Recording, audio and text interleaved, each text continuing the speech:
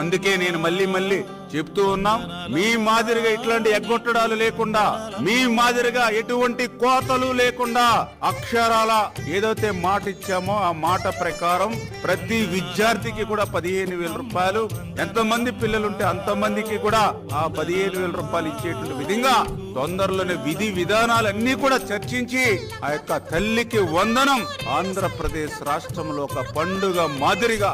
ప్రారంభిస్తామని చెప్పి మీ ద్వారా అందరికీ కూడా తెలియజేసుకుంటూ ఉన్నా. ఎందుకు ఈ మాట చెప్పుకోగలుగుతున్నామనంటే,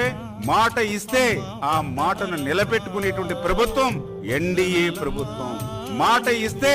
మడమ తిప్పేటువంటి వ్యక్తి ఆనాటి ముఖ్యమంత్రి జగన్మోహన్ రెడ్డి. ఎందుకు ఈ మాట చెప్పగలుగుతున్నానంటే, ఏదైతే మొన్ననే మీరు చూసారు, అధికారంలోకి వచ్చిన వెంటనే ఏదైతే పింఛను 3,000 రూపాయలు పింఛని 4,000 రూపాయలు పెంచుతామని ఆ రోజు మాట ఇచ్చి, ఆ 3,000 రూపాయలని 4,000 రూపాయలు పెంచడానికి మేము తీసుకున్నది 5